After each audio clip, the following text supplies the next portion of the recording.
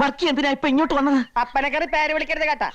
ഭാര്യയുടെ അപ്പനെ സ്വന്തം അപ്പനെ പോലെ കരുതിയും ബഹുമാനിക്കുകയും വേണം. കാണുമ്പോ ഞങ്ങളുടെ മുറേ സ്തുതിയും തരണം. സ്തുതിയല്ല, തൊഴിയാ എനിക്ക് തരേണ്ടത്. എന്തായാലും പറഞ്ഞ ഇങ്ങോട്ട് വരരുതെന്ന് പറഞ്ഞിട്ടില്ലേ? എന്ന് പറഞ്ഞാ എനിക്ക് എന്റെ മോളെ കാണാതെ പറ്റുവാ. നീ ഒരു അപ്പനാവുമ്പോഴേ നിനക്ക് എന്റെ വിഷമം മനസ്സിലാവത്തുള്ളൂ കേട്ടാ. അപ്പനാവാൻ ശ്രമിച്ചാൽ ഞാൻ തട്ടിപ്പോകുന്നുള്ളത് എനിക്ക് അറിയില്ലല്ലോ വർക്കി. അമ്മായിയപ്പ നിനക്കെന്താണ് ഒരു വിരളി? നീ മേടിക്കണ്ട കേട്ടാ. കൊന്തയെടുത്ത് ഞാൻ അകത്തിട്ടിട്ടുണ്ട്. ഇതാണോ ഇനി നീ എന്റെ മാത്തോട്ടം സൂക്ഷിച്ചു നോക്ക്. ഒരു നമ്പൂരിയുടെ മോറില്ലേ? ഓ, നാടൻ പറ്റി എത്ര മേക്കപ്പ് ചെയ്യാൻ അൽസേഷൻ പറ്റിയാക്കാൻ പറ്റുമോ? എന്താണ് പറഞ്ഞത്? കുന്തം. ആരാ അത്? ഈശോ. എന്താ? അതെ, ഈശോ. ഈശോ വാസ്യോപനിഷത്തും മുണ്ടകോപനിഷത്തും തൈത്തിരിയോപനിഷത്തും ഹൃദയസ്ഥമാക്കിയിട്ടുള്ള ആളാ. ബഹുപണ്ഡിതനാ. ഞങ്ങ ഇത്തിരി പടിഞ്ഞാറുള്ള നമ്പൂരി നായന്മാരാ. അക്കാര്യത്തിൽ ഒരു സംശയം വേണ്ട കേട്ടാ. ആള് വലിയ ഭക്തനാ. ഇവിടെയുള്ള സ്വാമിയെ കണ്ട് അനുഗ്രഹം വാങ്ങാൻ വന്നതാ. ഞാൻ പറഞ്ഞു ഇപ്പൊ പറ്റില്ലാന്ന്. പൊക്കോളൂ, പൊക്കോളൂ.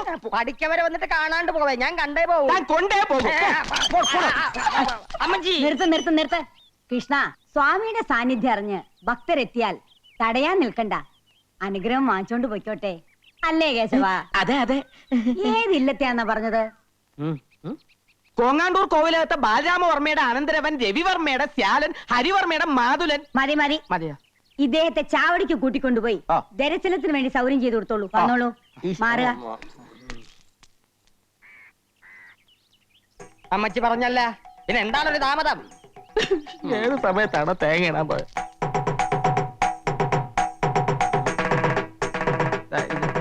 ഇതേത് യുദാസാണ്?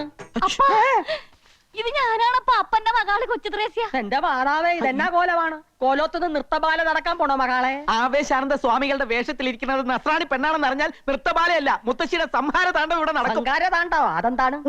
ഉണ്ടയാ? അയ്യോ, അപ്പനും മോളൊന്ന് ശബ്ദം കുറച്ച് സംസാരിക്കാൻ. പെണ്ണായി പറന്നിട്ടും സ്വാമികളായി ജീവിക്കാനാണപ്പാ എന്റെ വിധി. ഒരു സ്വാമിയായി ജനിച്ചിട്ട് പെണ്ണായി കഴിയുന്നതിലും എത്രയോ ഭേദമാണിത്, അല്ലേ? നീ താടിയും മുടിയൊക്കെ എടുത്ത് മാറ്റി. നിന്നെ ഞാനൊന്ന് ശരിക്ക് കണ്ടോട്ട് മകളെ. അപ്പനും മോളും കൂടെ എന്നെ കൊലക്ക് കൊടുത്തേ അടങ്ങുമല്ലേ? ഇങ്ങോട്ടാരും വരൂല മകാനെ. വന്നാൽ ആര് സമാധാനം പറയും? കർത്താവ് പറയും.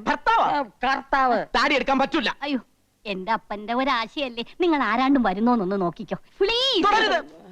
അപ്പോഴേക്കും ഞാനിതൊന്നും എടുക്കട്ടെ. മകളെ ഇങ്ങോട്ട് പോകുന്നേ പിന്നെ ഈ അപ്പന് ഒരു മനസമാധാനവും ഇല്ല. ഈ വർക്കിക്കാണും പെണ്ണുമായിട്ട് ആകെ കൂടെ ഉള്ള സമ്പാദ്യമാണ് ഈ നിക്കണത്. അപ്പൻ എന്തിനാണ് ഇങ്ങനെ വ്യാകുലപ്പെടണത്? ആൾമാറാട്ടം നടത്തി ഇങ്ങനെ എത്ര കാലം ജീവിക്കും മകളെ? ഇങ്ങനെ ജീവിക്കണതിലും ഭേദം ചാകണതാണ്. എന്റെ മാതാവേ, പക്ഷേങ്കില് ഈ ബ്രഹ്മചാരിക്കട ശവവും കൊണ്ടേ കൊച്ചുത്രേസ്യെ വിടുന്നു പോവും. അത് നല്ലതാണ്. ഓം ജയ് ഹനുമാൻ.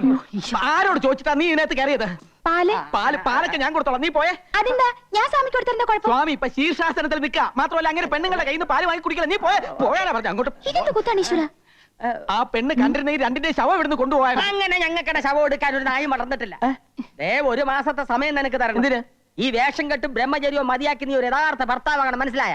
എന്നിട്ട് എന്റെ മകാൾക്ക് വിശേഷം ഉണ്ടാക്കണം കേട്ടാ. അതെന്ത് വിശേഷം? അത് മകാള് പറഞ്ഞു തരും. അതെന്താണ്? അറുകലത്തുള്ളി അമ്മ ഇങ്ങോട്ട് വരുന്നുണ്ട്. അങ്ങോട്ടല്ല, ഇങ്ങോട്ട്. മകളെ, മകളെ,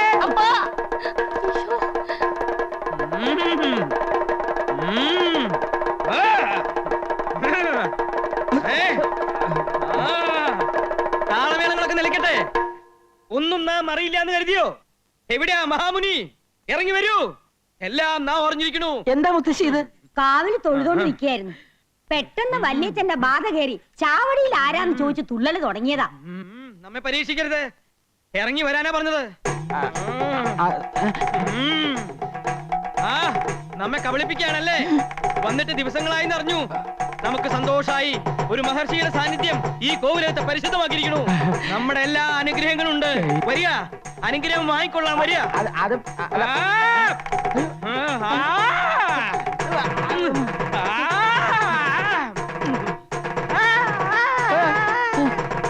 മായമോളെ പോലെ ഒരു കുട്ടിയെ കോലോത്തേക്ക് കിട്ടിയത് ഒരു ഭാഗ്യം തന്നെയാണ്, അല്ലേ കുട്ടിരാമ?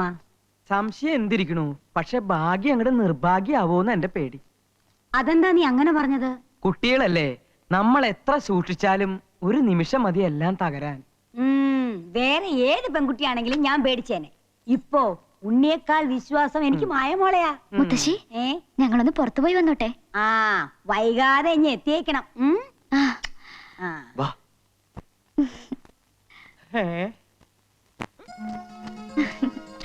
വേഗം വാ, വല്യമാവും പാര പണിതിന് മുമ്പ് നമുക്ക് പോവാം.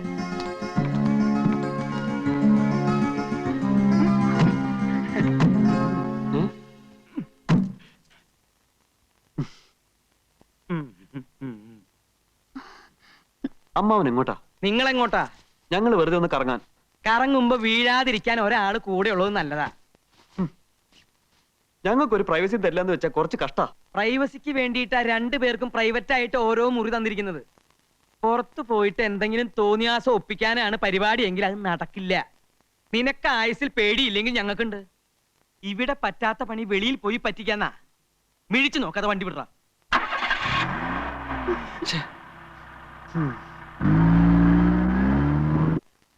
മിശിഹാപൂജാതനായി ഹല്ലേലൂയാ ഹല്ലേലൂയാ ഉണ്ണി മിശിഹാപൂജാത.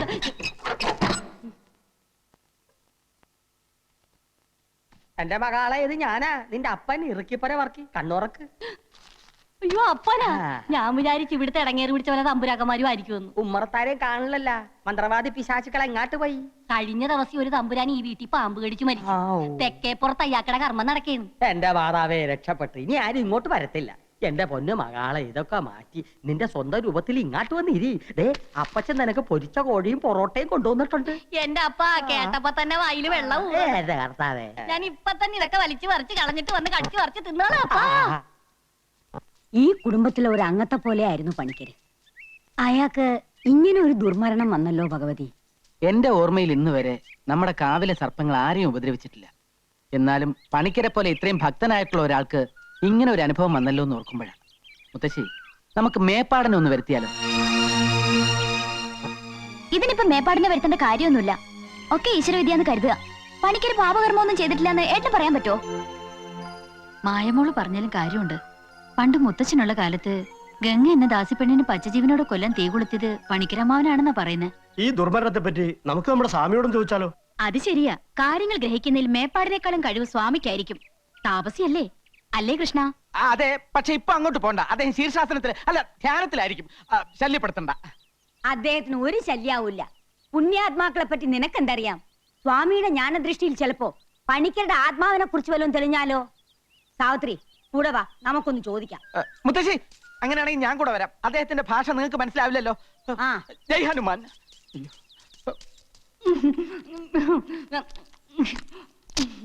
ഇങ്ങനെ ആക്രാന്തം കാട്ടാതെ മകളെ, മെല്ലത്തിന്റെ മകളെ. ഈ ഉണക്കത്തമ്പുരാക്കന്മാരുടെ പച്ചക്കറി നീ അടുത്തപ്പോ എന്റെ മാതാവേ, അപ്പൊ കൂടെ കൂടെ ഇങ്ങനെ വന്നില്ലെങ്കിൽ ഞാൻ പട്ടികളും ചത്തു. പട്ടിണി കിടന്നാലും വേണ്ടില്ല. കിളവി തള്ള പിടിക്കാതിരുന്നാ മതിയായിരുന്നു. പിടിച്ചാ നിന്നെ കൊല്ലും മകളെ. കൃഷ്ണ കൊല ഇപ്പൊ തന്നെ നടക്കും. ദേവരുടെ മാലക്കിളവി.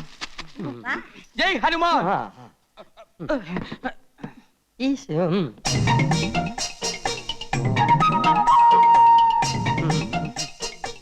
അല്ല, ഇതാ കോങ്ങാണ്ടൂർ കോലത്തെ തമ്പുരാനല്ലേ? അതെ. ഇതേതാ ഈ പെൺകുട്ടി? പൊറുക്കണം, എന്റെ മകളാ. മാപ്പാക്കണം. ഇവരെ ഈ മകളെയും കൂട്ടി സ്വാമിയെ കാണാൻ വരുമെന്ന് കഴിഞ്ഞ പ്രാവശ്യം വന്നപ്പോഴേ തമ്പുരാൻ എന്നോട് പറഞ്ഞിരുന്നു അല്ലേ? അതിന് മാപ്പാക്കാൻ എന്തിരിക്കുന്നു? സ്വാമികളെ വന്ന് കണ്ട് അനുഗ്രഹം മേടിക്കുന്നത് നല്ലതല്ലേ? അതെ അതെ, ഇപ്പൊ മനസ്സിലായി കേട്ടാ. സ്വാമികൾ എന്തേ അകത്ത് പ്രാർത്ഥനയിലാണോ? മുത്തശ്ശി ഇവിടെ നിന്ന് ഞാൻ പോയി നോക്കിട്ട് വരാം. പെണ്ണുങ്ങള് പൂജാമുറിക്കകത്ത് ചേർന്ന് സ്വാമിക്ക് ഇഷ്ടമുള്ള കാര്യമല്ല. മകളുടെ പേരെന്താ?